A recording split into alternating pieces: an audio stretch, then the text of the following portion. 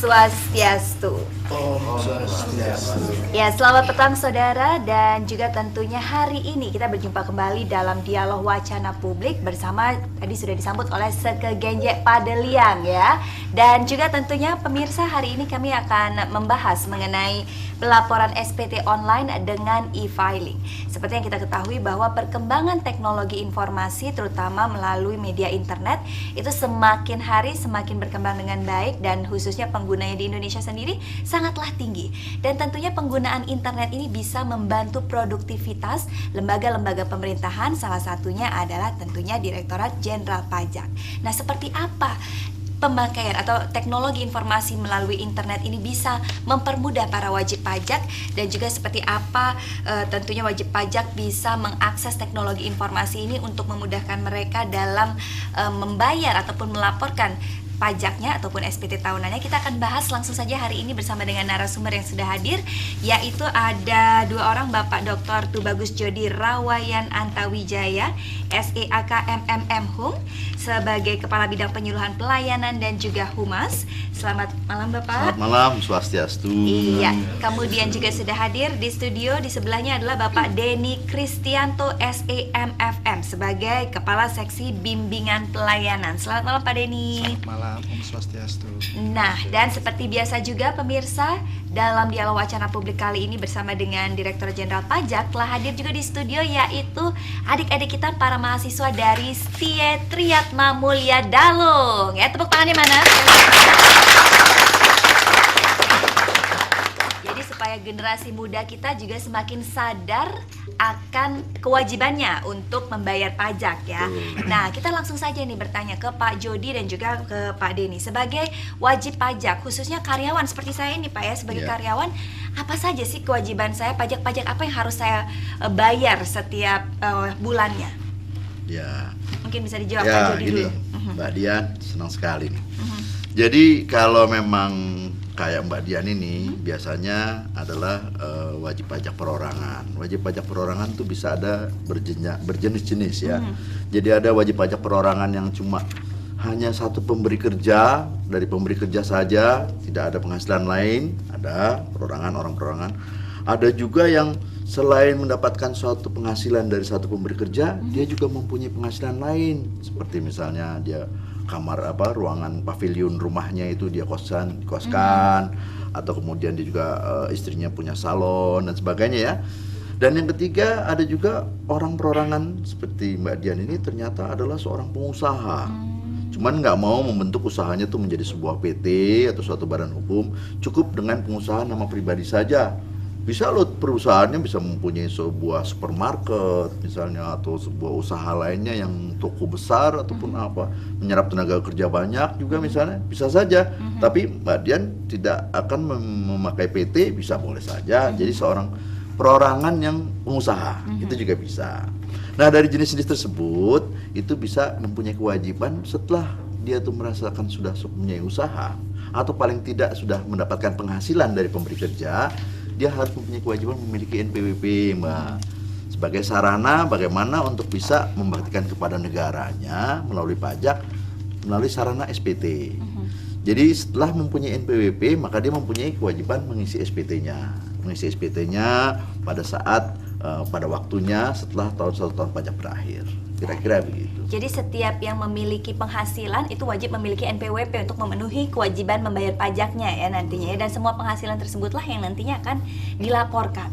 Nah, berbicara mengenai SPT tahunan, sesuai dengan namanya dia kan tahunan, berarti harus dilaporkan secara tahunan ya Pak ya, bukti pemotongannya. Nah, seperti apa sih sebetulnya cara kita untuk melaporkan SPT tahunan itu? Jadi SPT tahunan ini sebetulnya mudah. Kalau dia itu hanya satu pemberi kerja, itu apalagi misalnya seorang pemberi kerja, seorang yang mendapatkan penghasilan dari satu pemberi kerja dan dia omsetnya hanya 60 juta setahun, jadi kurang lebih satu bulannya cuma 5 juta penghasilannya dengan satu kantor saja misalnya, dia cukup mengisi SPT yang namanya 1770 SS, sangat sederhana, cuma satu halaman, gitu ya. Dan itu juga lebih mudah karena apa? Waktu dia setiap bulan pada akhir tahun itu nanti bendaharawan kantornya itu memberikan bukti potongnya bahwa dia tuh setiap bulan tuh dipotong pajaknya. Nah, bukti itu yang namanya formulir 1721A1 atau 172A2. Nah, itu sebagai potongan pajaknya menjadi bukti potongnya, tinggal disalin ke dalam satu bentuk SPT tadi. Mudah sekali, satu halaman. Tapi juga misalnya kalau misalnya selain daripada satu pemberi kerja tadi mempunyai penghasilan lain, dia metodenya adalah 1770S saja. Itu bisa dimasukkan lagi penghasilan yang lain gitu. Dengan bukti potong yang ada, kita bisa memasukkannya SPT, tinggal menyampaikannya. Cara menyampaikannya kan tadi ya. Kemudian cara menyampaikannya juga setelah udah diisi, kira-kira kurang lebihnya ya cara menyampaikan, bisa disampaikan ke kantor terdekat, ya tempat dia terdaftar NPWP pertama. Kedua juga bisa melakukan secara Dropbox. Ya, kita tuh ada Dropbox tuh kalau pada saat-saat sekarang ini banyak istilah Dropbox tuh yang terdekat juga. Jadi nggak usah misalnya kita langsung ke KPP yang kita terdaftar saja. Misalnya kita sedang di Jakarta katakanlah, itu bisa langsung ke KPP Jakarta yang terdekat. Atau bisa juga di Dropbox di tempat-tempat keramaian. Makanya seperti di Bali ini mulai tanggal 24 kemarin ya, sampai dengan tanggal 28 tuh nanti kita sedang menyediakan Dropbox ada di Sentro, di Sukoveri itu Mbak. Kemudian di Ramayana. Kemudian dari KPP setempat juga saya dengar ada juga membuka Dropbox seperti kantor pelayanan pajak dan Pasar Barat, dia membuka juga di mana itu? Di tempat-tempat umum, tempat umum ya, seperti Tiara di Bata ya itu ya. Ada juga. Ya nanti tinggal dimasukkan ke sana. Dan ada lagi yang paling mudah yang mungkin menjadi wacana kita hari ini adalah bagaimana kita lebih mudah lagi kalau kita sudah bisa menyampaikan SPT tersebut melalui e-filing. Nah, e-filing ini yang tadi berhubungan dengan perkembangan teknologi informasi itu ya Pak ya, dan dengan internet ya. Kenapa lebih mudah dengan e-filing ini selain mungkin yang termasuk yang tadi disebutkan melalui Dropbox atau langsung datang ke kantor pajak juga sudah dipermudah lagi prosesnya. Kenapa e-filing ini lebih mudah lagi Pak? Bisa dijelaskan nggak mungkin Pak Denny? Ya, jadi gini, kalau kita biasanya kalau yang kemarin-kemarin gitu ya, sebelum mengenal e-filing kan kita bisa beberapa cara untuk menyampaikan SPT. Yang pertama kita datang sendiri nih ke kantor pelayanan pajak. Kadang-kadang kalau ke kantor pelayanan pajak kita ngantri, terutama kalau misalkan menjelang hari-hari masuknya SPT gitu, mendekati 31 Maret tuh pasti antri. Itu yang pertama. Yang kedua, kalau kita ke kantor pelayanan pajak jauh, kadang-kadang kita lewat pos. Nah, lewat pos ini juga kita bayar gitu. Nah, dengan e-filing ini kita diberi suatu kemudahan di mana kita menyampaikan SPT gratis, aman, cepat dan murah. Jadi nggak perlu bayar, Mbak. Gitu. Gratis. Jadi lebih mudah juga ya tentunya dengan e-filing ini. Nah, tadi sudah disinggung sedikit mengenai batas waktu penyetoran SPT tahunan yang terakhir itu biasanya adalah setiap kali 3 bulan maksimal di tahun pajak berakhir. Berarti akhir bulan ini tanggal 31 Maret. Tapi kalau di Bali kan kita ada perayaan Hari Raya Nyepi nih tanggal 31 Maret. Bagaimana dengan pelayanan dari kantor pajak sendiri? Ya, jadi kantor pelayanan pajak sekarang nih buka jam pelayanan di KPP ya, dari Senin sampai hari Jumat itu dari jam 8 sampai jam 4 sore. Nah, kemudian karena ini mendekati masa-masa tutupnya, masa-masa akhir penyampaian SPT, kita buka hari Sabtu. Hari Sabtu kita buka dari jam 10 pagi sampai jam 3 sore. Gitu. Jadi untuk pelayanan kepada wajib pajak karena mendekati akhir, kita buka sampai sore hari Sabtu. Oh, baik. Tapi sekarang ini 1 minggu terakhir ya. Berarti sampai tanggal berapa ini, Pak? Bisa kalau misalnya masih ada yang ingin menggunakan cara tradisional dengan datang langsung ke kantor pajak atau mungkin selain ke Dropbox. Kalau Dropbox kan di tempat-tempat umum tadi ya, di Sentro atau di Ramayana dari mulai pukul 3 sampai dengan pukul 6 sore. Kalau mau datang ke kantor pajak sendiri sampai tanggal berapa di Bali? Paling lambat besok Sabtu. Oh, Sabtu. Tanggal 29 ya. hari Sabtu kita buka sampai jam 3 sore gitu. Berarti Tapi hari jangan takut, walaupun kantor pajak tutup, tapi dengan media yang lain, dengan sarana yang lain seperti kantor pos ataupun lewat e-filing, itu paling lambat tanggal 31 Maret. Nah, jadi ini juga satu kelebihan dari e-filing ya, Iya. Bapak ya. Kalau di kantor pajak dia hanya sampai dengan pelayanan sampai jam 3 terbatas ya, yaitu hari Sabtu ini. Hari Sabtu. Begitu juga dengan hari biasa juga terbatas dengan jam pelayanan ya. Tapi kalau e-filing berarti bisa walaupun mungkin nanti kita hari Sabtu malamnya atau hari Minggu pun tanggal 30 juga masih bisa melaporkan SPT Bisa, tahunan ya. iya. Kalaupun malam juga bisa, berarti kapanpun bisa ya Bapak ya. Bisa. Baik, kalau mudah seperti itu e-filing itu, bagaimana kemudian caranya untuk melaporkan SPT tahunan kita itu dengan metode e-filing ini? Ya kita sementara ini kita apa dulu tahu ini filingnya apa sih sebetulnya ya, Mbak Dian, supaya para pemirsa juga tahu apa itu Bahluk, apa itu e-filing. Jadi e-filing itu sebetulnya tata cara saja, suatu cara menyampaikan SPT tahunan yang dilakukan melalui elektronik, ya, yang dilakukan melalui elektronik dan secara online dan real time. Jadi pada saat itu online, langsung real time saat itu juga yang dilakukan melalui internet, ya. Nah, di dalam melalui internet ini ada dua cara, dua internet bentuknya dalam dua provider, ya. Jadi kalau wajib pajak badan hukum PT misalnya kalau memasukkan SPT melalui e-filing itu ada melalui jasa yang namanya ASP, Application Service Provider. Itu ada internet berbayar, Mbak. Berbayar setahun berapa. Itu ada biasanya seperti spt.co.id, www.laporpajak.com atau www.pajakku.com dan sebagainya. Itu untuk badan. Yang kita bicarakan yang paling ramai dan banyak inilah masalah SPT perorangan kan. Perorangan orang-orang pribadi itu sekitar ada 80% ya Pak Denny ya? Iya, 80%. 80% dari seluruh SPT di nasional ini 80% itu orang pribadi. SPT yang bukan badan ya. Nah, ini dilakukan melalui e-filing yang tidak berbayar, jadi free. Itu melalui www.pajak.go.id. www.pajak.go.id. Nah, ini melalui melalui e-filing tadi bisa memasukkannya dengan melalui yang tahap-tahap yang gampang. Nanti kita akan bicarakan lagi deh. Iya, Ada 3 tahap yang gampang nanti. Jadi nanti kita akan membicarakan mengenai 3 tahapan yang mudah tersebut dengan lebih detail lagi ya. Dan kalau tidak salah kemarin juga saat Presiden Susilo Bambang Yudhoyono melaporkan SPT tahunannya juga menggunakan metode e-filing ini ya Bapak. Bukan ya? hanya presiden, kita baru aja kemarin pekan panutan, Mbak. Pekan panutan Bapak Gubernur, Bapak Wakil Gubernur maksudnya ya, kemarin di Wakil Gubernur itu melalui e-filing, Mbak. Di pekan panutan itu baru kemarin hari Selasa yang lalu, ya. Kita semua, Pangdamnya, Kapoldanya, Kajatinya ikut semua menunjukkan kepada masyarakat Bali ini loh, para pemimpin kita di daerah ini memberi contoh memasukkan SPT tepat pada waktunya. Dan e-filing itu langsung disorot dihadirin semua bahwa ini mudah loh. Mudah ya, SPT. sangat mudah, Sangat mudah. real time dan Real juga time. sangat cepat ya. Baik. Nah, berbicara mengenai e-filing ini di Indonesia, sebenarnya sejak kapan sih mulai diterapkan Pak e-filing ini? Kalau e-filing ini sebetulnya udah lama. Sudah lama, tahun 2004 sudah mulai. Itu sebetulnya tujuannya pertama untuk perusahaan-perusahaan besar yang mempunyai dokumennya yang banyak sekali, hard copy-nya banyak, kalau dibawa juga susah sebagai lampiran SPT. Nah, itu nanti dibikin secara soft copy melalui CD aja atau apa gitu ya. Jadi mulai 2004, 2005 sampai dia mulai 2011 mulailah untuk perorangan. Nah, tapi memang masih belajar kita itu.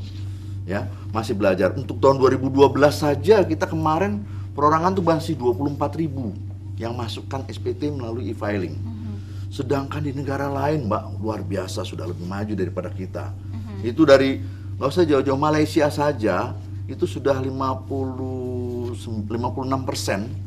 itu sudah memakai e-filing semua untuk Metode perorangan. e-filing ya. Padahal kalau katakanlah kita itu kaitkan dengan internet penetration, pengguna internet ya. Pengguna internet di Indonesia kalau nggak salah sampai saat ini dari seluruh penduduk di Indonesia 22%-nya menggunakan internet. Pernah melakukan internet, bahkan menggunakannya secara aktif internet, 22%. Malaysia sekitar katakanlah 60%. Oke lah, ya bagus. Tapi juga kalau kita lihat negara-negara lain itu hampir rata-rata 100%. Negara lain tuh yang negara berkembang katakanlah. Seperti Turki, seperti juga Meksiko, Chili itu 99%, 100% rata-rata. masyarakatnya melalui internet memasukkan SPT-nya. Yang lebih ekstrim lagi, Mbak, Afrika Selatan, South Africa ya. Afrika Selatan itu penetrasi internetnya, orang-orang yang menggunakan internet itu cuma 17%. Jadi di bawah kita 22% orangnya. 17%, tapi dia bisa memasukkan SPT seluruh masyarakatnya 99% itu melalui e-filing. Itu yang membuat kita tuh, waduh, sebetulnya kita tuh, apalagi Bali, Mbak. Bali itu luar biasa. Untuk Indonesia saya kira internet penetrationnya lebih bagus, paling bagus di Bali. Jadi sebetulnya kita sangat berpotensi untuk bisa mengisi atau bisa melaporkan SPT tahunan ini dengan metode e-filing ya, karena semuanya sudah melek teknologi informasi, terutama internet seperti ini ya Bapak ya. Baik, kemudian berbicara mengenai e-filing dan juga pelaporan SPT tahunan ya, sebelum kita membahas lebih detail mengenai e-filing ini, tadi kan sudah dibahas bahwa setiap yang berpenghasilan adalah seorang wajib pajak yang harus melaporkan dan juga harus membayar pajaknya. Selain misalnya pajak sebagai seorang karyawan, tadi juga disebut sedikit mengenai apabila kita punya usaha-usaha, Bapak. Nah, sebetulnya kalau untuk yang usaha-usaha tersebut seperti pajak 1% yang sedang digalakkan seperti itu, siapa saja sih Pak yang harus membayar pajak 1% itu? Nah, pajak 1%. Ya sebetulnya Mbak, ini masalah pajak 1% ini suatu langkah lebih mudah lagi buat orang membayar pajak.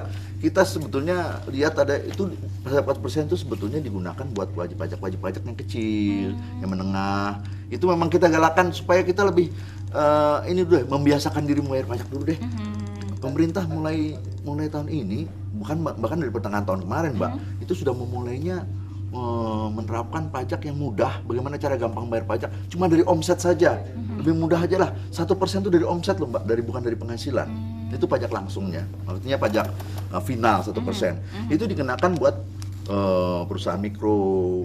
Mikro kan sebetulnya di pasal 6 dari Undang-Undang 20 itu mengatakan mikro itu cuma omset dari 300 juta ke bawah. Kemudian dari yang kecil itu adalah 300 sampai 2,5 miliar bawah. Dan yang menengah juga dari 2,5 miliar ke atas sampai dengan 50 miliar. Nah ini dari batasan yang omsetnya 4,8 miliar per tahun, itu langsung aja 1%. Dan itu mudah sekali Mbak. Sehingga kita mau mencoba Bali ini Mbak, luar biasa potensinya. Kalau kita lihat, saya tadi ngobrol-ngobrol, tadi kalau nggak salah tadi pagi, saya ngobrol-ngobrol sama Bapak Wakil Gubernur, bahwa potensi Bali itu, dia mempunyai potensi penyumbang devisa negara itu 40% dari seluruh devisa negara yang berasal dari pariwisata. Pariwisata di Indonesia itu, penghasilan devisanya itu 9 miliar dolar per tahun, atau sekitar 100,7 triliun rupiah setahun. 40%-nya itu sumbangan Bali. Karena dari 19 pintu masuk yang masuk ke Indonesia, wisatawan itu datang ke Bali itu jumlahnya itu sekitar 40% dari seluruh masuk ke seluruh pelosok Indonesia. Nah, dengan potensi 40%-nya, sekitar kan devisa yang terserap itu sekitar 40-41 triliun. Nah, so what?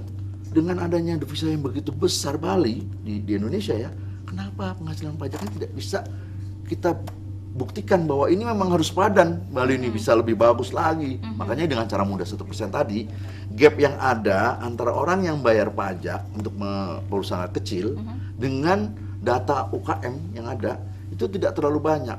Saya bicara tentang inilah data ya, artinya tax gap yang ada ya.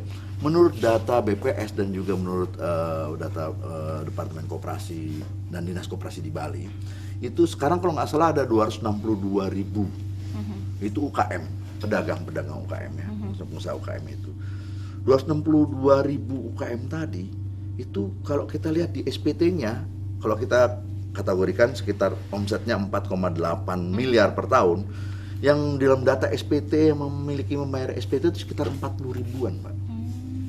Nah, dari SPT yang masuk dengan omset kan kita bisa sorting tuh 4,8 miliar omsetnya kita kumpulkan tuh dari 40 ribuan tadi, hanya 16.000 yang membayar.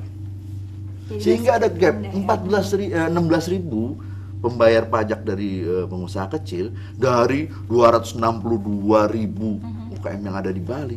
Itu peranannya sekitar nggak sampai 7%, Mbak. Nah, 7% berarti ada 93% masyarakat wajib pajak yang seharusnya membayar pajak di Bali yang memang harus bisa menyumbangkan ke negara ini. Nggak banyak sesuai dengan apa yang dia dapat lah gitu. Nah ini untuk bisa membuktikan bahwa Bali dengan potensi menyumbang devisa 40 triliun dia juga bisa menyumbangkan pajaknya dengan baik. Gitu loh maksudnya, Mbak. Baik, baik. Jadi penghitungannya kan mudah. Kemudian Mudah. juga apakah metode e-filing ini juga tentunya melatar belakangi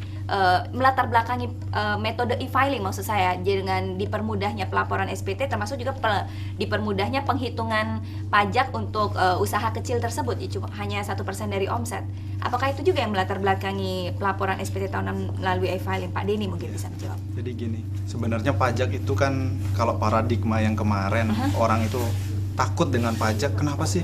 Karena saya nggak tahu tentang pajak, tentang peraturannya saya nggak ngikutin. Bagaimana hitungnya saya juga nggak ngerti. Bagaimana bayar, bagaimana lapor, takut orang. Makanya pemerintah ini berusaha mendekatkan. Diterbitkanlah PP 46 seperti yang tadi disampaikan sama Pak Jody. Jadi lebih mendekatkan pajak ke masyarakat. Bagaimana dengan kemudahan? Nah, kemudahan itu 1% tadi. Kemudian bagaimana cara pelaporannya? Pelaporannya kalau kan kita biasa kalau lapor itu tiap bulan, Mbak. Tiap bulan. Jadi kalau misalkan ada omset, bayar pajak 1%, begitu bayarnya pun lewat ATM bisa sekarang. Jadi lewat ATM bisa 1%, dianggap sudah melaporkan pajaknya. Sangat mudah sekali. Terus kemudian bagaimana SPT tahunannya? SPT tahunannya bisa dengan menggunakan e-filing tersebut. Ini mudah sekali. Jadi memang ingin memudahkan para Betul wajib pajak sekali. ya tentunya Iya. ya dalam membayar pajak, termasuk juga dalam sistem pelaporan pajaknya SPT tahunannya juga ya. Baiklah. Dan tentunya pemirsa, kita akan kembali sesaat lagi dalam Dialog Wacana Publik membahas mengenai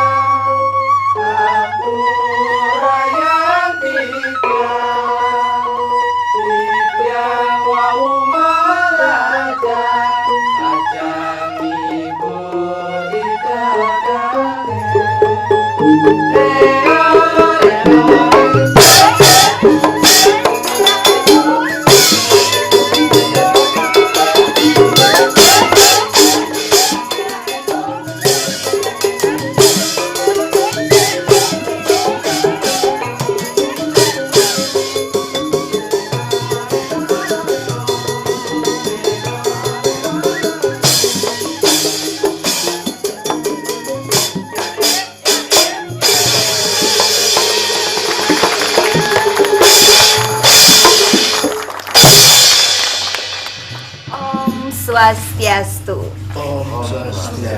Ya, selamat petang saudara, dan juga tentunya hari ini kita berjumpa kembali dalam Dialog Wacana Publik bersama, tadi sudah disambut oleh Sekegenjek Padeliang ya. Dan juga tentunya pemirsa, hari ini kami akan membahas mengenai pelaporan SPT online dengan e-filing. Seperti yang kita ketahui bahwa perkembangan teknologi informasi terutama melalui media internet itu semakin hari semakin berkembang dengan baik, dan khususnya penggunanya di Indonesia sendiri sangatlah tinggi. Dan tentunya penggunaan internet ini bisa membantu produktivitas lembaga-lembaga pemerintahan, salah satunya adalah tentunya Direktorat Jenderal Pajak.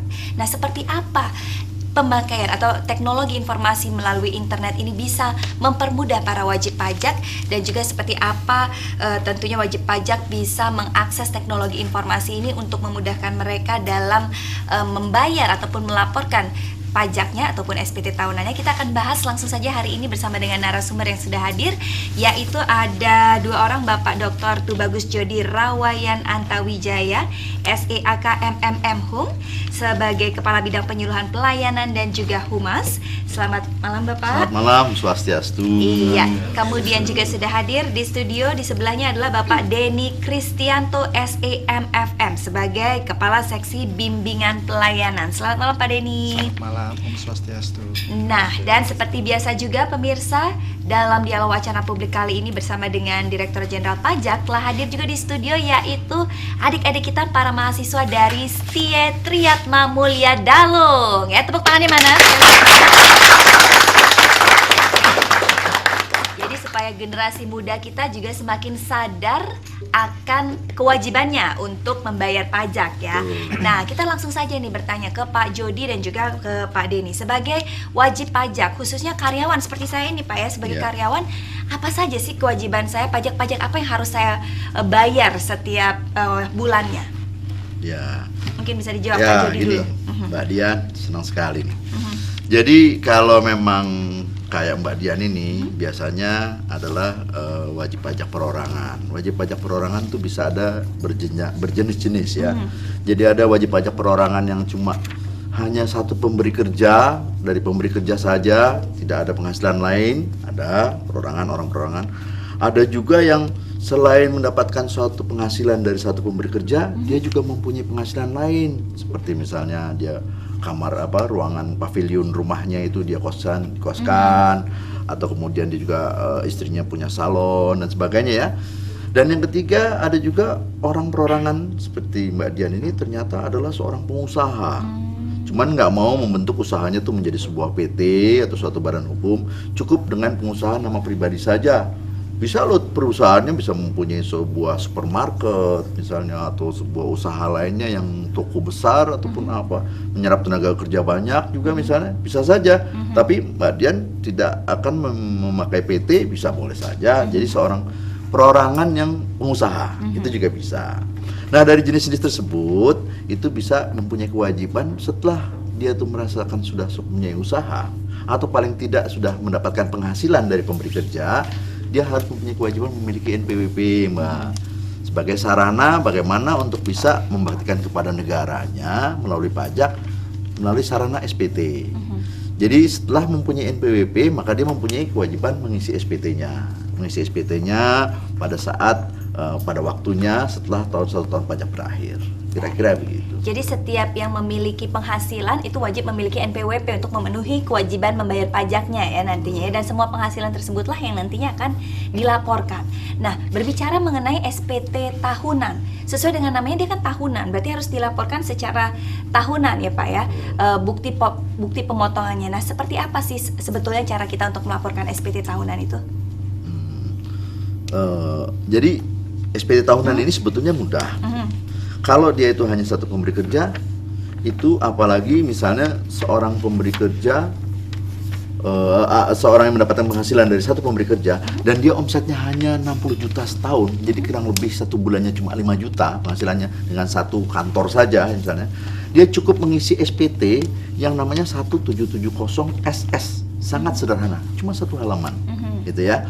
Dan itu juga lebih mudah, karena apa? Waktu dia setiap bulan pada akhir tahun itu nanti bendaharawan kantornya itu memberikan bukti potongnya bahwa dia tuh setiap bulan tuh dipotong pajaknya. Nah, bukti itu yang namanya formulir 1721A1 atau 1721A2. Nah, itu sebagai potongan pajaknya menjadi bukti potongnya, tinggal disalin ke dalam satu bentuk SPT tadi. Mudah sekali, satu halaman. Tapi juga misalnya kalau misalnya selain daripada satu pemberi kerja tadi mempunyai penghasilan lain, dia metodenya adalah 1770S saja. Itu bisa dimasukkan lagi penghasilan yang lain gitu. Dengan bukti potong yang ada, kita bisa memasukkannya SPT, tinggal menyampaikannya. Cara menyampaikannya kan tadi ya. Kemudian cara menyampaikannya juga setelah udah diisi, kira-kira kurang lebihnya ya cara menyampaikan, bisa disampaikan ke kantor terdekat, ya tempat dia terdaftar NPWP pertama. Kedua juga bisa melakukan secara Dropbox. Ya, kita tuh ada Dropbox tuh, kalau pada saat-saat sekarang ini banyak istilah Dropbox tuh, yang terdekat juga. Jadi nggak usah misalnya kita langsung ke KPP yang kita terdaftar saja. Misalnya kita sedang di Jakarta katakanlah, itu bisa langsung ke KPP Jakarta yang terdekat. Oh, boleh Atau ya, bisa berarti juga ya. di Dropbox di tempat-tempat keramaian. Makanya seperti di Bali ini mulai tanggal 24 kemarin ya, Pak Denny, Iya, betul. sampai dengan tanggal 28 tuh nanti kita sedang menyediakan Dropbox ada di Sentro, di Sukoveri itu Iya. Mbak. Kemudian di Ramayana. Kemudian dari KPP setempat juga saya dengar ada juga membuka Dropbox seperti kantor pelayanan pajak dan Pasar Barat, dia membuka juga di mana itu? Di tempat-tempat umum Tempat yang umum ramai ya, seperti Tiara di Bata ya itu ya. Ada juga. Ya nanti tinggal dimasukkan ke sana. Dan ada lagi yang paling mudah yang mungkin menjadi wacana kita hari ini adalah bagaimana kita lebih mudah lagi kalau kita sudah bisa menyampaikan SPT tersebut melalui e-filing. Nah, e-filing itulah. ini yang tadi berhubungan dengan perkembangan teknologi Betul. informasi itu ya Pak ya, dan Itu dengan internet sangat ya. mudah nanti. Kenapa lebih mudah dengan e-filing ini selain mungkin yang termasuk yang tadi disebutkan melalui Dropbox atau langsung datang ke kantor pajak juga sudah dipermudah lagi prosesnya. Kenapa e-filing ini lebih mudah lagi Pak? Bisa dijelaskan nggak mungkin Pak Denny? Ya, jadi gini, kalau kita biasanya kalau yang kemarin-kemarin gitu ya, sebelum mengenal e-filing kan kita bisa beberapa cara untuk menyampaikan SPT. Yang pertama kita datang sendiri nih ke kantor pelayanan pajak. Kadang-kadang kalau ke kantor pelayanan pajak kita ngantri, terutama kalau misalkan menjelang hari-hari masuknya SPT gitu, mendekati 31 Maret tuh pasti antri. Itu yang pertama. Yang kedua, kalau kita ke kantor pelayanan pajak jauh, kadang-kadang kita lewat pos. Nah, lewat pos ini juga kita bayar gitu. Nah, dengan e-filing ini kita diberi suatu kemudahan di mana kita menyampaikan SPT gratis, aman, cepat dan murah. Jadi nggak perlu bayar, Mbak. Gitu. Baik, Gratis. baik. Jadi lebih mudah juga ya Iya. tentunya dengan e-filing ini. Nah, tadi sudah disinggung sedikit mengenai batas waktu penyetoran SPT tahunan yang terakhir itu biasanya adalah setiap kali 3 bulan maksimal di tahun pajak berakhir. Berarti Betul. akhir bulan ini tanggal 31 Maret. Tapi kalau di Bali kan kita ada perayaan Hari Raya Nyepi nih tanggal 31 Maret. Bagaimana dengan pelayanan dari kantor pajak sendiri? Iya. Jadi kantor pelayanan pajak sekarang nih buka jam pelayanan di KPP ya, dari Senin sampai hari Jumat itu dari jam 8 sampai jam 4 sore. Nah, kemudian karena ini mendekati masa-masa tutupnya, masa-masa akhir penyampaian SPT, kita buka hari Sabtu. Hari Sabtu kita buka dari jam 10 pagi sampai jam 3 sore. Gitu. Jadi untuk pelayanan kepada wajib pajak karena mendekati akhir, kita buka sampai sore hari Sabtu. Oh, baik. Tapi sekarang ini 1 minggu terakhir ya. Berarti Iya. sampai tanggal berapa ini, Pak? Bisa kalau misalnya masih ada yang ingin menggunakan cara tradisional dengan datang langsung ke kantor pajak atau mungkin selain ke Dropbox. Kalau Dropbox kan di tempat-tempat umum Iya. tadi ya, di Sentro atau di Ramayana, jadi mulai pukul 3 sampai dengan pukul 6 sore. Kalau mau datang ke kantor pajak sendiri Iya. sampai tanggal berapa di Bali? Ya, paling lambat besok Sabtu. Oh, Sabtu. Tanggal 29 ya. Mhm. Hari Sabtu kita buka sampai jam 3 sore gitu. Berarti Tapi hari Sabtu. jangan takut, walaupun kantor pajak tutup, tapi dengan media yang lain, dengan sarana yang lain seperti kantor pos ataupun lewat e-filing, itu paling lambat tanggal 31 Maret. Nah, jadi ini juga satu kelebihan dari e-filing ya, Iya. Bapak ya. Kalau di kantor pajak dia hanya sampai dengan pelayanan sampai jam 3 terbatas ya, yaitu hari Sabtu ini. Hari Sabtu. Begitu juga dengan hari biasa juga terbatas dengan jam pelayanan ya. Tapi kalau e-filing berarti bisa walaupun mungkin nanti kita hari Sabtu malamnya atau hari Minggu pun tanggal 30 juga masih bisa melaporkan SPT Bisa, tahunan ya. iya. Kalaupun malam juga bisa, berarti kapanpun bisa ya Bapak ya. Bisa. Baik, kalau mudah seperti itu e-filing itu, bagaimana kemudian caranya untuk melaporkan SPT tahunan kita itu dengan metode e-filing ini? Ya kita sementara ini kita apa dulu tahu ini filingnya apa sih sebetulnya ya, Mbak Dian, supaya para pemirsa juga tahu apa itu Bang Luk, apa itu e-filing. Jadi e-filing itu sebetulnya tata cara saja, suatu cara menyampaikan SPT tahunan yang dilakukan melalui elektronik, ya, yang dilakukan melalui elektronik dan secara online dan real time. Jadi pada saat itu online, langsung real time saat itu juga yang dilakukan melalui internet, ya. Nah, di dalam melalui internet ini ada dua cara, dua internet bentuknya dalam dua provider, ya. Jadi kalau wajib pajak badan hukum PT misalnya kalau memasukkan SPT melalui e-filing itu ada melalui jasa yang namanya ASP, Application Service Provider. Itu ada internet berbayar, Mbak. bayar setahun berapa. Itu ada biasanya seperti spt.co.id, www.laporpajak.com atau www.pajakku.com dan sebagainya. Itu untuk badan. Yang kita bicarakan yang paling ramai dan banyak inilah masalah SPT perorangan kan.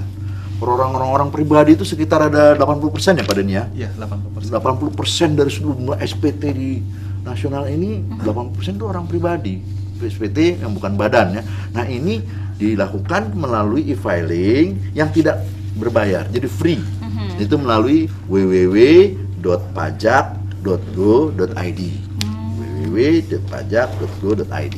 Nah, ini melalui e-filing tadi bisa memasukkannya dengan melalui yang tahap-tahap yang gampang. Nanti kita akan bicarakan lagi deh. Iya, ada 3 tahap yang gampang nanti. Jadi nanti kita akan membicarakan mengenai 3 tahapan yang mudah tersebut dengan lebih detail lagi ya. Dan kalau tidak salah kemarin juga saat Presiden Susilo Bambang Yudhoyono melaporkan SPT tahunannya juga menggunakan metode e-filing ini ya Bapak. Bukan ya? hanya Presiden, kita baru aja kemarin pekan panutan Mbak.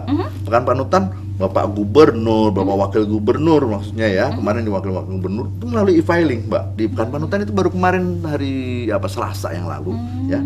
Kita semua, Pangdamnya, Kapoldanya, Kajatinya ikut semua menunjukkan kepada masyarakat Bali ini loh, para pemimpin kita di daerah ini memberi contoh memasukkan SPT tepat pada waktunya. Dan e-filing itu langsung disorot, dihadirin semua bahwa ini mudah loh. Mudah ya, sangat mudah, sangat mudah, real time dan real juga time. sangat cepat ya. Baik. Nah, berbicara mengenai e-filing ini di Indonesia, sebenarnya sejak kapan sih mulai diterapkan Pak e-filing ini? Kalau e-filing ini sebetulnya udah lama. Sudah lama, tahun 2004 sudah mulai. Itu sebetulnya tujuannya pertama untuk perusahaan-perusahaan besar yang mempunyai dokumennya yang banyak sekali, hard copy-nya banyak, kalau dibawa juga susah sebagai lampiran SPT. Nah, itu nanti dibikin secara soft copy melalui CD aja atau apa gitu ya. Jadi mulai 2004, 2005 sampai dia mulai 2011 mulailah untuk perorangan. Nah, tapi memang masih belajar kita itu. Ya, masih belajar. Untuk tahun 2012 saja kita kemarin perorangan tuh masih 24.000 yang masukkan SPT melalui e-filing. Sedangkan di negara lain Mbak luar biasa sudah lebih maju daripada kita. Itu dari nggak usah jauh-jauh, Malaysia saja itu sudah 56% itu sudah memakai e-filing semua untuk Metode perorangan. e-filing ya. Padahal kalau katakanlah kita itu kaitkan dengan internet penetration, pengguna internet ya. Pengguna internet di Indonesia kalau nggak salah sampai saat ini dari seluruh penduduk di Indonesia 22%-nya menggunakan internet. Pernah melakukan internet, bahkan menggunakannya secara aktif internet, 22%. Malaysia sekitar katakanlah 60%. Oke lah, ya bagus. Tapi juga kalau kita lihat negara-negara lain itu hampir rata-rata 100%. Negara lain tuh yang negara berkembang katakanlah. Seperti Turki, seperti juga Meksiko, Chili itu 99%, 100% rata-rata masyarakatnya melalui internet memasukkan SPT-nya. Yang lebih ekstrim lagi Mbak, Afrika Selatan, South Africa ya. Afrika Selatan itu penetrasi internetnya, orang-orang yang menggunakan internet itu cuma 17%. Jadi di bawah kita 22% orangnya. 17%, tapi dia bisa memasukkan SPT seluruh masyarakatnya 99% itu melalui e-filing. Itu yang membuat kita tuh, aduh sebetulnya kita tuh, apalagi Bali Mbak. Bali itu luar biasa. Untuk Indonesia saya kira internet penetrationnya lebih bagus, paling bagus di Bali. Jadi sebetulnya kita sangat berpotensi untuk bisa mengisi atau bisa melaporkan SPT tahunan ini dengan metode e-filing ya, karena semuanya sudah melek teknologi informasi terutama internet seperti ini ya Bapak ya.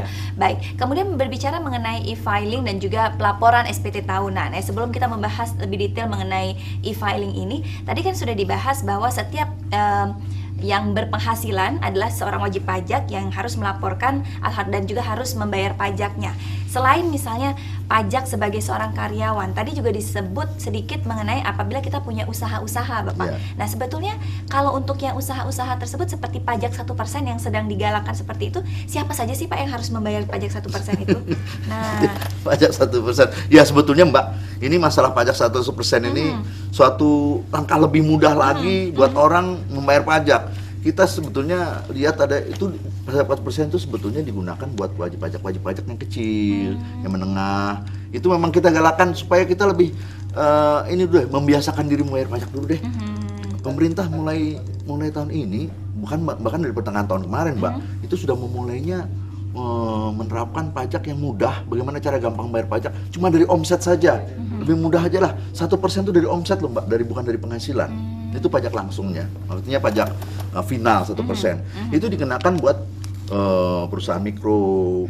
Mikro kan sebetulnya di pasal 6 dari Undang-Undang 20 itu mengatakan mikro itu cuma omset dari 300 juta ke bawah. Kemudian dari yang kecil itu adalah 300 sampai 2,5 miliar bawah, dan yang menengah juga dari 2,5 miliar ke atas sampai dengan 50 miliar.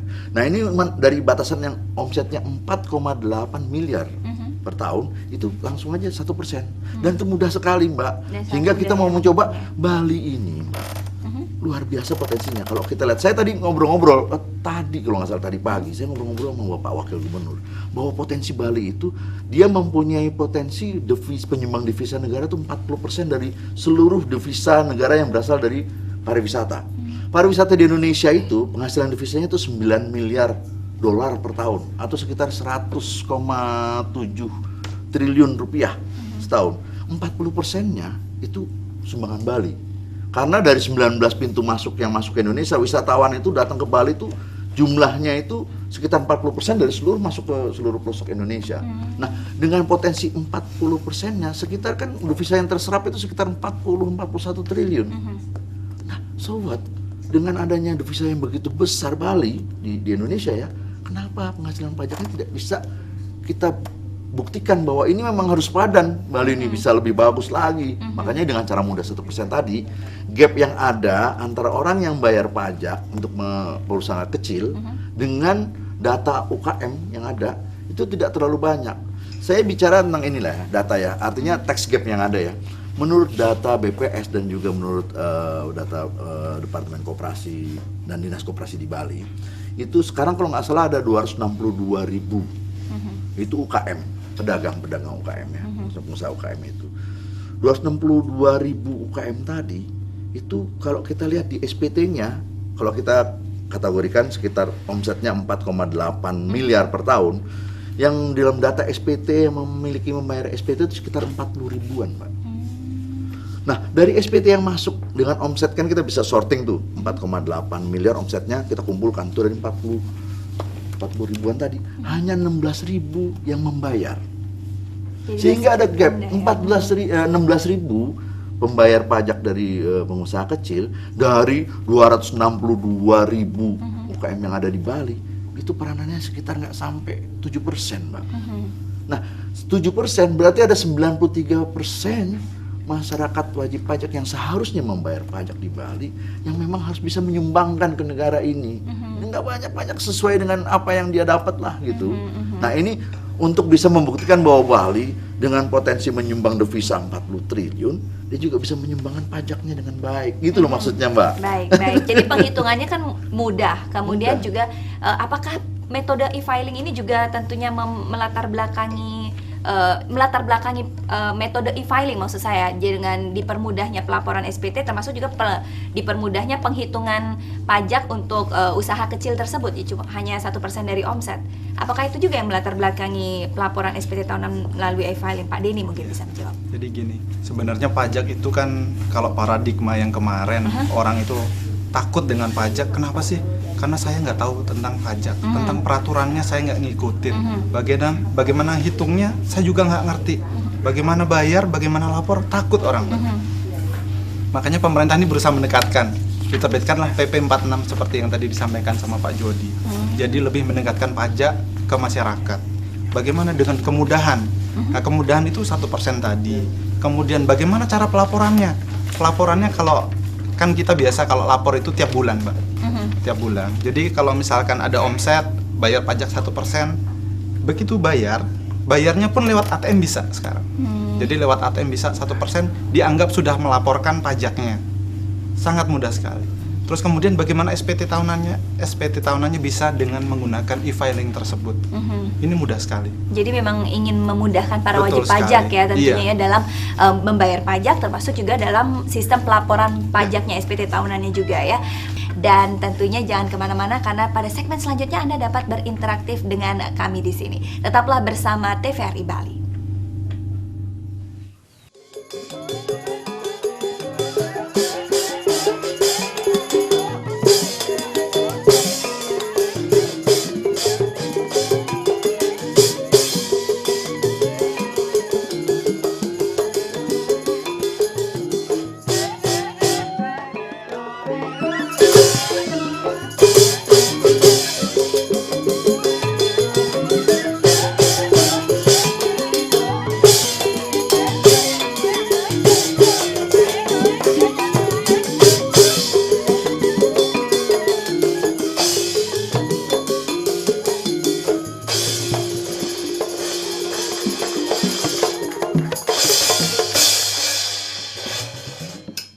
Ya, pemirsa, Anda masih dalam dialog wacana publik yang hari ini membahas mengenai pelaporan SPT tahunan dengan metode e-filing.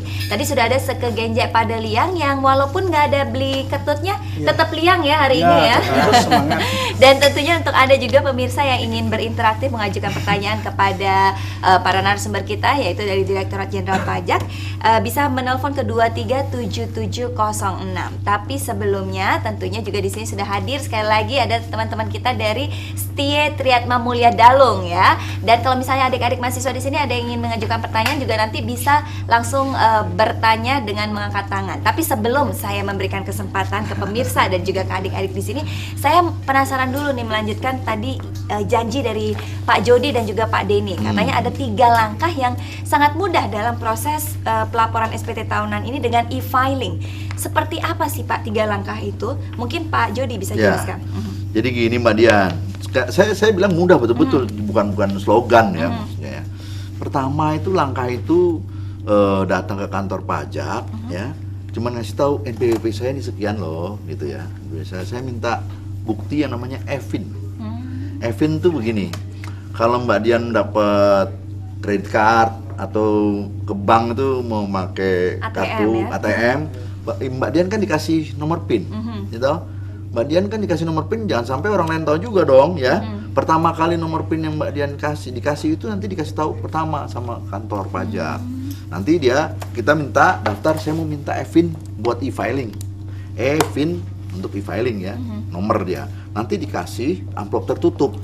Setelah kita tunjukkan NPWP kita, nama kita minta, kita juga mencantumkan saya punya email nanti. Dia persyaratkan untuk minta email supaya nanti kalau ada komunikasi langsung dari mesin, dari kantor pusat Direktorat Jenderal Pajak ke yang bersangkutan ke wajib pajak melalui email saja gitu. Nggak melalui orang, nggak melalui konsultan, nggak melalui orang adiknya, kakaknya, nggak. Ini langsung melalui email. Jadi nanti setelah dari mendapatkan EVIN itu mudah sekali, kita langsung membuka komputer ya, langsung misalnya itu maksudnya kemudahan itu bisa di mana-mana Mbak.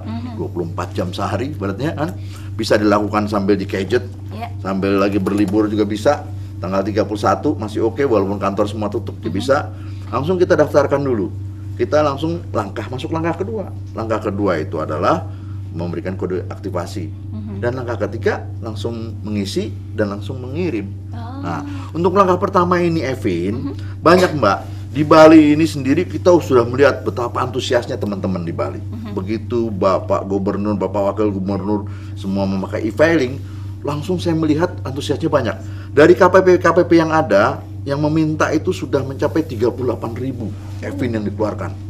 Dan proses meminta atau untuk meminta EVIN itu juga cepat dan mudah ya Pak ya? Mudah, makanya sebetulnya selain daripada orang yang datang, ada juga gini, suatu perusahaan besar misalnya yang ingin minta dibantu e-filingnya karyawannya, ayo jadi satu aja, minta rame-rame, minta daftarkan nama karyawannya, yang satu karyawan saya punya pabrik misalnya, atau saya punya perusahaan yang menyerap tenaga kerja 100 orang misalnya ya, atau kantor-kantor pemerintah, ayo rame-rame saja deh, kita juga menggalang itu Pak, Mbak. Jadi 100 orang misalnya daftar nama-namanya, nanti bikin surat kuasa, minta ke satu KPP atau langsung ke kami lah ya. Nanti kita langsung ke KPP yang bersangkutan kita kirimkan EVIN-nya.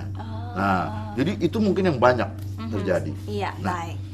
Jadi itu yang memudahkan kita ya untuk meminta EVIN ini. Nah, seperti apa sih mudahnya EVIN ini? Kita akan menyaksikan tentunya dalam sebuah tayangan untuk bisa melihat dengan lebih detail lagi bahwa mudah sekali proses untuk bisa mendapatkan EVIN ini. Selamat menyaksikan.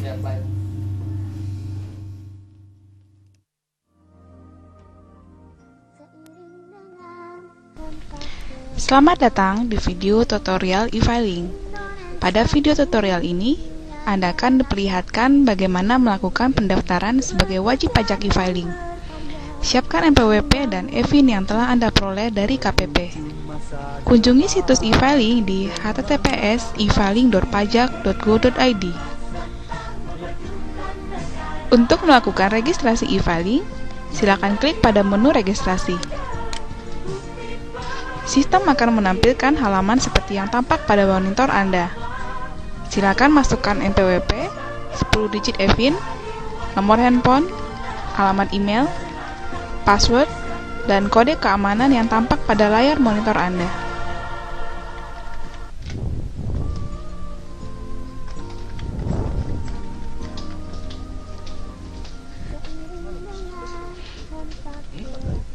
Kemudian klik tombol daftar untuk melanjutkan. Apabila proses pendaftaran Anda berhasil, sistem akan menampilkan informasi bahwa pendaftaran Anda berhasil. Silahkan cek email Anda.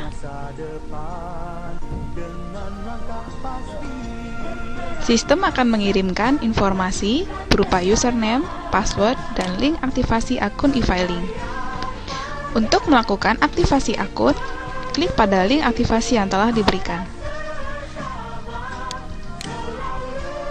Apabila aktivasi akun Anda berhasil, sistem akan menampilkan pesan bahwa proses aktivasi berhasil.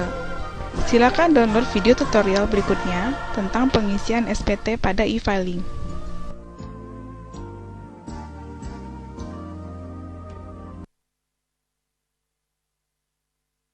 Ya, tadi kita sudah menyaksikan bagaimana cara untuk memperoleh e-fin tersebut ya. Bukan Jadi, Mbak, itu tadi itu apa, sudah Pak? masuk, sebenarnya gampang. Setelah dapat e-fin setelah tadi, dapat e-fin, masuk dia ya, registrasi. registrasi. Oh, baik. Jadi setelah dapat e-fin kita langsung registrasi Ya. lewat internet tadi. Nah, Jadi, kemudian setelah itu apa, Pak? nah, itu tahapannya? sebetulnya setelah kita dapat e-fin tadi kan kita gampang tuh. Langsung kita mendapatkan kode aktivasi ceritanya. Artinya kita masuk ke dalam sistem, kita membuka akun. Oh, Ya toh? akun kita sendiri Ya, akun berarti kita. ya? Artinya nanti setelah kita dapat kode aktivasinya dapat, akunnya kita minta. Kita klik tadi, gampang, mudah. Tadi kita lihat tadi tayangnya cuma 2 menit itu ya.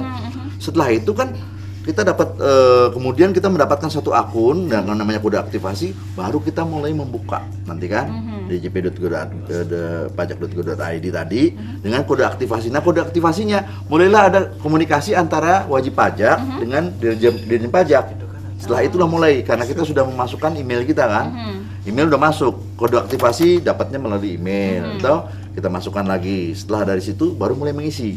Nah, mengisi ini ada beberapa cara. Ada mengisi untuk SPT 1770 SS yang sangat sederhana, yang konon kabarnya cuma penghasilannya di bawah 60 juta setahun. Bisa juga yang 1770S. Caranya itu ada tahapan-tahapannya. Barangkali kalau Mbak nanti kita lihat tayangannya ya. Iya, Lagi bagaimana cara mengisi yang paling sederhana aja dulu deh. Iya. Yang paling gampang deh. Coba kita Iya. lihat sama-sama. Baik, kita saksikan kembali.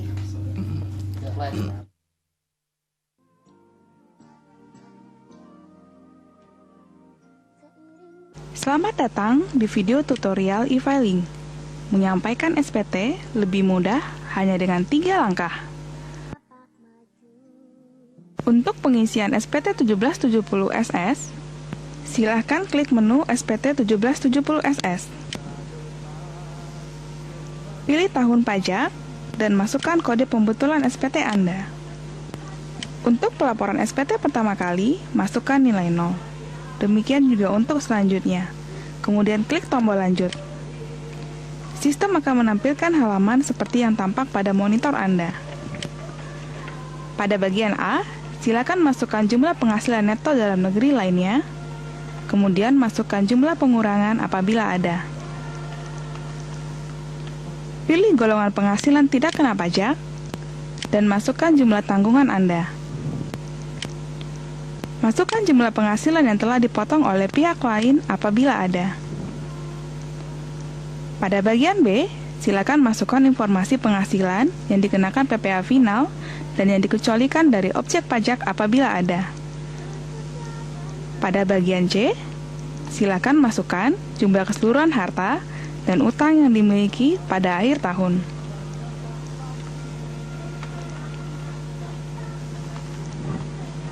Pada bagian pernyataan yang berisi bahwa SPT yang Anda isi adalah benar, lengkap, dan jelas, klik tombol simpan.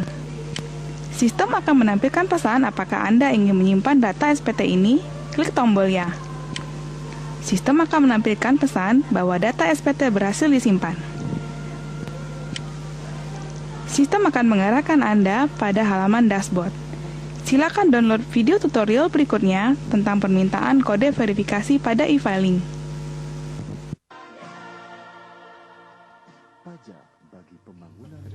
Nah, itu dia adalah tahapan pengisian ya. Pengisian. Nah, kemudian setelah itu apa lagi, Pak? Sebetulnya tahapannya? pengisian tuh gampang, Mbak. Dia bisa kadang-kadang, ini nanti saya ragu-ragu nih. Kita tinggalkan dulu, udah tersave dia, tersaving. Jadi nggak harus nanti mulai dari awal lagi. Oh, begitu. Jadi bisa tunggu dulu deh. Saya belum kirim istilahnya. Kalau saya udah yakin benar saya mau kirim, baru nanti saya kirim gitu ya. Dan nanti kalau setelah kirim nanti ada tanda terimanya. Jadi kita bisa pikir-pikir, kita rubah lagi, kita edit lagi bisa. Jadi santai aja kalau masih waktunya banyak ya. Setelah itu baru nanti kita masuk ke program yang saya akan ceritakan ini, yang ketiga, bagaimana cara mendapatkan tanda terima dan dikirim. Jadi artinya bagaimana kita membubuhkan tanda tangan elektronik, istilahnya tanda tangan elektronik. Kalau orang surat itu kan bikin tanda tangan pertanggungjawaban bawahnya SPT kita melalui kode-kode yang diberikan, kode aktivasi dan sebagainya. Kita langsung aja, Mbak. Oh, baiklah. ya. Kita akan langsung menyaksikan tayangan berikutnya mengenai sistem verifikasinya dan juga pembubuhan tanda tangan elektronik tersebut ya. Ya, untuk menyampaikan SPT-nya. Ya, silakan.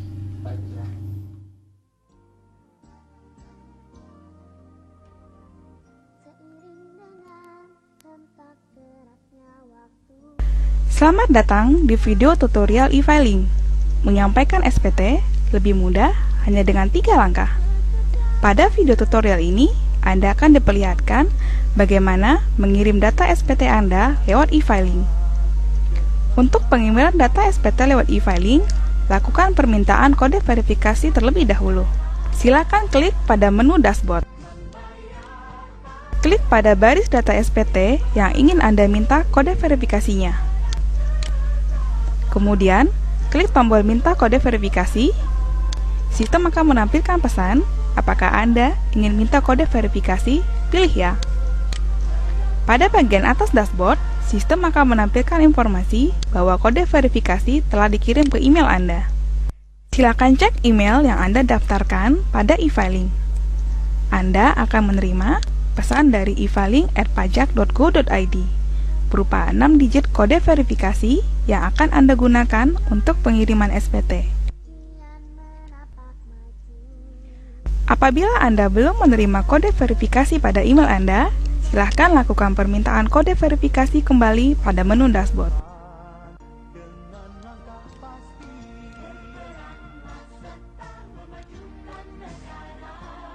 Silahkan cek email yang Anda daftarkan pada e-filing.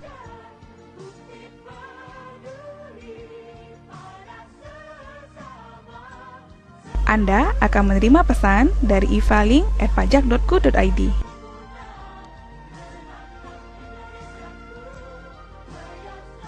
Untuk melakukan pengiriman SPT, silakan copy 6 digit kode verifikasi yang dikirimkan kepada email Anda. Untuk pengiriman data SPT, silakan klik tombol kirim. Silakan masukkan kode verifikasi yang sudah Anda terima sebelumnya. Kemudian klik tombol kirim. Pada bagian atas dashboard, sistem akan menampilkan informasi bahwa SPT telah berhasil dikirim. Silakan cek email Anda. Anda akan menerima bukti penerimaan elektronik di dalam email Anda.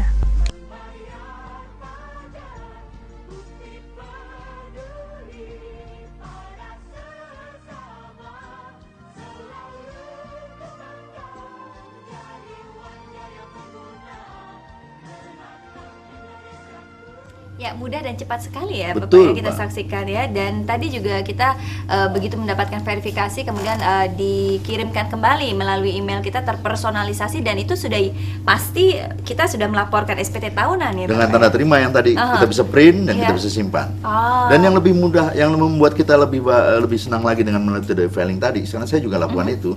Jadi kita punya file di sana, Mbak. Dengan akun pajak yang ada, kita mempunyai file. Dan suatu ketika tahun depan misalnya, kita nggak usah bawa dokumen-dokumen apa-apa, Mbak. Ya, kita bisa langsung misalnya, aduh, daftar harta saya nih nanti yang kayak apa ya? Lupa saya. Enggak, kita buka aja. SPT kita tahun lalu, kita buka di website, di internet, di warnet, di mana dibuka, langsung kita copy paste, kalau ada penambahan kita tambahkan. Jadi kita punya filing di sana. Iya. Juga waktu ngisi tadi, kita nggak perlu kalau yang tidak e-filing kan kita tampilkan bukti setornya dan sebagainya. Ini bukti setor kita cuma lihat NTPN-nya, kita ketik di situ NTPN-nya, setoran kita berapa. Kalau meng-store. Iya, baik. Ya. Dan permohonan e-fin itu tadi diminta sekarang tahun depan pun masih bisa tetap dilakukan ya. Tetap satu kali aja itu berlaku satu kali untuk seterusnya. Dan barangkali nanti penonton ada yang bingung, Mbak. Tadi kan kita kasih contoh tadi karena waktunya terbatas ya untuk ngisi yang formulir 1770 SS yang saya tadi bilang. Sebetulnya ada lagi tutorial yang panjang, cuman kita karena waktu kita juga ya. Nah, 1770 SS ini hanya satu pemberi kerja yang sudah dipotong pajaknya sama perusahaan. Ya, ada lagi yang memang harus pakai berbayar. Artinya berbayar itu ada pembayarannya ya. Nanti yang saya masukkan tadi, begitu ada pembayarannya kita lakukan bisa melalui pakai apa namanya internet juga pembayarannya, bisa pakai banking, e-banking ya. Setelah itu akan ada nomor NTPN-nya. Cuma nomor itunya saja yang diinput ke dalam internet di dalam e-filing ini. Baik. Jadi tidak harus, cuman buktinya kita simpan supaya suatu ketika ada pemeriksaan atau apa kita bisa langsung Membuktikannya bahwa sudah tapi melaporkan untuk dan bisa membayar, bisa dikirim langsung cuma NTPN-nya saja. Iya. Gitu. Baiklah pemirsa, kita akan membahas kembali dengan lebih detail lagi mengenai e-filing ini, manfaatnya apa saja dan siapa saja sih yang sebetulnya bisa melaporkan SPT tahunnya dengan metode e-filing ini, tapi tentunya sesaat lagi setelah jeda iklan berikut ini.